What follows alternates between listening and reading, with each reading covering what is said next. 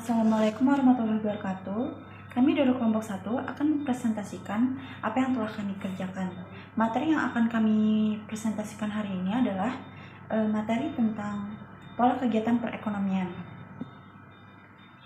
Pola kegiatan perekonomian yaitu aktivitas ekonomi terorganisir dalam suatu masyarakat atau negara. Berikut ada beberapa pola utama kegiatan perekonomian. Yang pertama ada uang, perdagangan, dan spesialis. Yang kedua ada perilaku, kegiatan perekonomian. Yang ketiga ada sirkulasi aliran pendapatan. Yang keempat ada masalah pokok perekonomian. Yang kelima ada batas kemungkinan produksi. Yang keenam ada sistem perekonomian. Pengertian uang, perdagangan, dan spesialis. Uang merupakan sebuah benda untuk alat tukar-menukar yang digunakan oleh manusia agar jalan proses transaksi lebih mudah. Pada awalnya, manusia hanya melakukan kegiatan tukar-menukar, yaitu barter. Seiring berjalannya waktu, mereka kesulitan untuk mencari partner barter yang menyebabkan sebagian barang tuh sulit dibagi dan dipindah. Maka terciptalah ide mereka untuk tukar-menukar dengan emas dan perak. Lalu pada abad ke-16 sebelum Masehi, uang digunakan untuk kegiatan transaksi dalam kehidupan hingga saat ini. Yang kedua, ada perdagangan. Perdagangan merupakan kegiatan transaksi yang berskala besar yang melibatkan banyak pihak seperti produsen, konsumen, distributor, bahkan negara demi mencapai pertumbuhan ekonomi yang baik.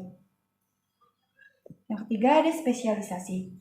Spesialisasi bisa didefinisikan sebagai keunggulan yang dimiliki oleh suatu negara dalam mengendalikan sumber daya.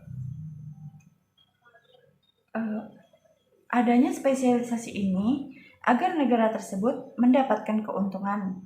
Jadi, negara tersebut melakukan ekspor dan impor ke negara lain. Selanjutnya, materinya akan dijelaskan oleh Sevia. Perkenalkan, nama saya Sevia Putri Cahyani Tias. Selanjutnya, pelaku-pelaku kegiatan ekonomi. Pelaku ekonomi dikategorikan atas beberapa tingkatan yang menjalankan peranan dan fungsinya masing-masing dalam perkembangan perekonomian. Golongan tersebut akan dibagi menjadi 3 bagian. Yang pertama yaitu rumah tangga.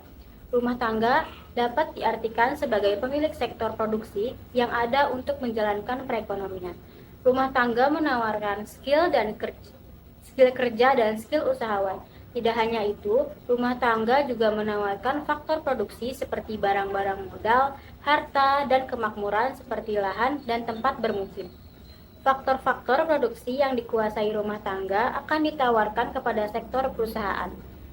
Dan yang menjadi imbalan atas pemakaian faktor-faktor produksi tersebut, rumah tangga akan memperoleh banyak macam-macam pendapatan dari sektor perusahaan atau tempat ia bekerja. Dari pendapatan ini, maka sektor rumah tangga akan menggunakannya atas maksud umum. Pada awalnya, membeli beragam kebutuhan atas produk barang maupun jasa atas keperluan bagi kehidupan sehari-hari. Kebutuhan tersebut akan menjadi sangat beragam tergantung pola hidup yang dijalani rumah tangga itu sendiri. Kedua, rumah tangga bukan hanya menggunakannya untuk dibelanjakan saja, akan tetapi pendapatan tersebut akan disimpan sebagai tabungan. Tabungan ini akan berfungsi sebagai cadangan untuk menghadapi berbagai kebutuhan, termasuk kebutuhan esensial di masa depan. Selain itu, tabungan ini bisa disimpan di bank untuk mendapatkan bunga. Yang kedua yaitu perusahaan. Perusahaan merupakan sebuah kelompok kerja berbasis perekonomian yang dibentuk oleh seseorang atau sekelompok orang dengan tujuan menghasilkan produk berupa barang dan jasa yang ditawarkan kepada konsumen. Mereka yang melakukan kegiatan pada sektor ini disebut sebagai pengusaha. Dengan keahlian yang dimiliki, mereka bekerja dengan memanfaatkan sumber daya yang ada, sehingga dapat mengekstrak hasil berupa barang dan jasa yang diperlukan masyarakat dengan baik.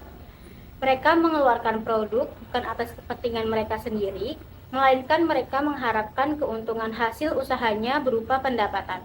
Adapun sektor perusahaan ini dibagi menjadi 3 golongan berdasarkan lapangan usahanya. Pertama, industri primer yang ada dalam kegiatannya mengelola SDA atau sumber daya alam dan faktor-faktor produksi yang ada di alam bebas. Kedua, industri sekunder yang menangani barang industri seperti sepatu, buku, mobil, dan lain-lain. Ketiga, industri tersier yang merupakan industri jasa.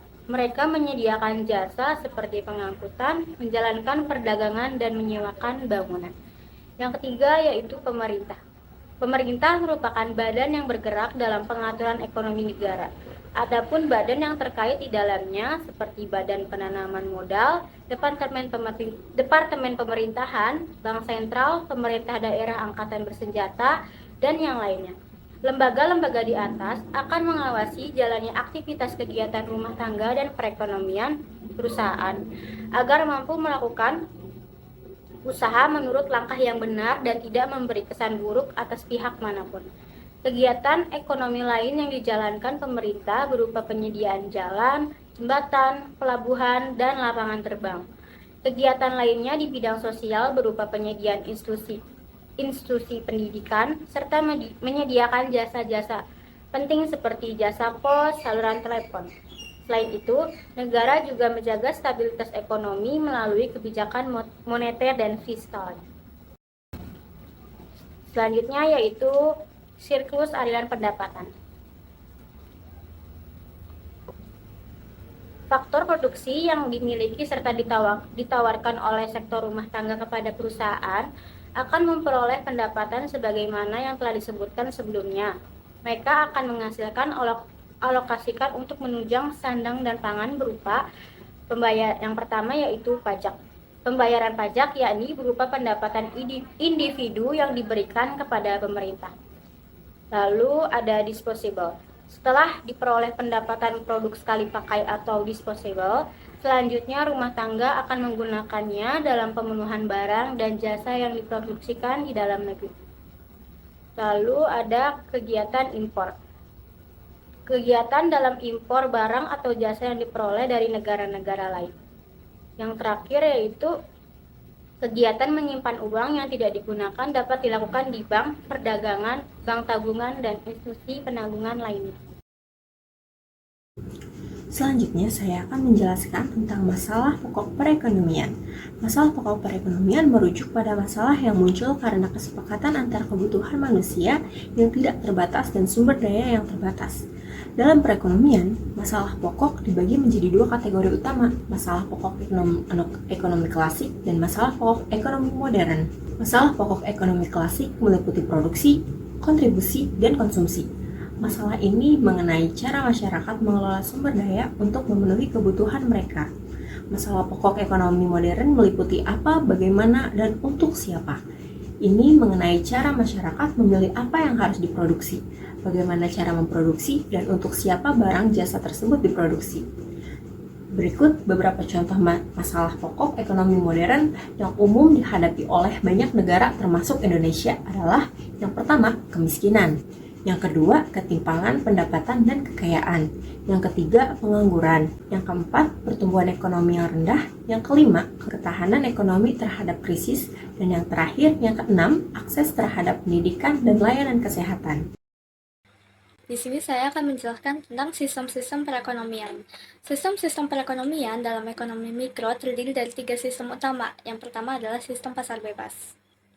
Sistem pasar bebas atau laissez-faire adalah sistem di mana masyarakat bebas menentukan kegiatan ekonomi dan pemerintah sama sekali tidak ikut campur tangan urusan ekonomi. Seluruh sumber daya dikuasai sepenuhnya oleh masyarakat dan masyarakat bebas menentukan jenis usaha dan pekerjaannya.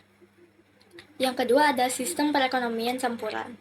Dalam sistem ini, alokasi sumber daya ekonomi diserahkan pada mekanisme pasar, tetapi pemerintah memiliki kewenangan untuk mengatur kegiatan ekonomi. Sistem ini merupakan sistem yang paling umum digunakan di berbagai negara, termasuk negara kita yaitu Indonesia. Yang terakhir ada sistem ekonomi perencanaan pusat. Dalam sistem ini, alokasi sumber daya ekonomi ditetapkan oleh pemerintah dan institusi yang memiliki kewenangan.